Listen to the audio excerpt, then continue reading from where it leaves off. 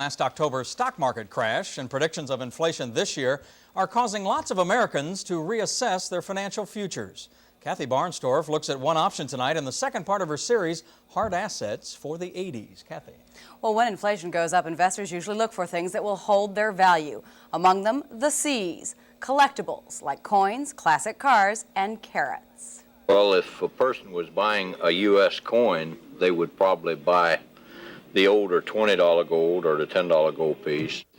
Over the long term, U.S. coins have proven to be a good investment, especially for people who don't have a lot of money to spend. A recent 15-year survey showed coins topped the list in growth, followed closely behind by another popular affordable collectible, U.S. stamps. I think a person would have to buy something more or less because they enjoy it. Good percentage. The more action-oriented might enjoy a different kind of investment of money and time, classic cars.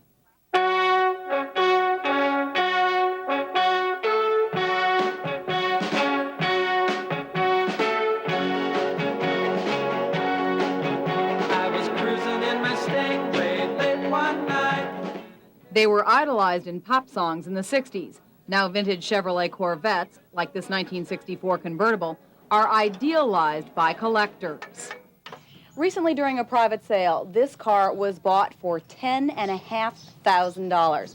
What makes a 24-year-old automobile with no seat belts, no air conditioning, no spare tire, no jack, torn seat covers, and a radio that doesn't work worth so much money?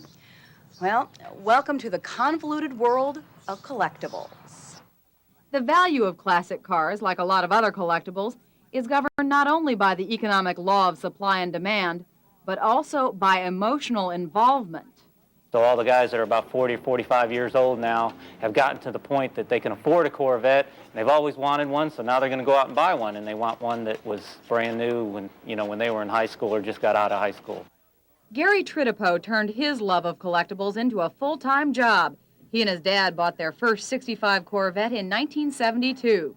Then 3 years ago, after almost a decade of teaching school in Ohio, he got out of the classroom and into his own showroom. In 1967, you could buy a Corvette with a few options for $4,500 to $5,000. That same car today at 6 times the money. Cars are a high-maintenance investment with unpredictable emotional and financial rewards. Plus, not to appear sexist, but they usually appeal more to men than women. Not so every collectible. But square cut or pear shape, these rocks don't lose their shape. Diamonds are a girl's best friend. A fine quality diamond is also not a bad investment, at least in the last few years. In the early 80s, the value of good diamonds went up 10%. How many carats does that contain? It's containing approximately 20 carats. And Again, how much is very, very fine. 32,000. Before you invest money in anything, read about it, ask questions, shop around. Specific advice on collectibles? Pick ones you like. No point having ugly, boring stuff around your house. And be prepared to have your money tied up for a while. Collectibles aren't always easy to sell at the price you want.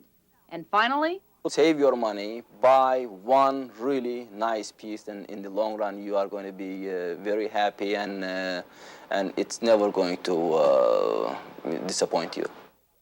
And there are, of course, lots of other collectibles that can be decent investments, among them art, antiques, oriental rugs, toys, even baseball cards. Good report, Kathy. Now, what's on tap for tomorrow night? Well, now that you've collected everything, you need a financial planner. We'll tell you about that tomorrow. All right, look forward to it. Thank you very much. Well, those cute little black and white animals are back in the news, but first, Dr. Dwayne tells us about the severe weather we're having tonight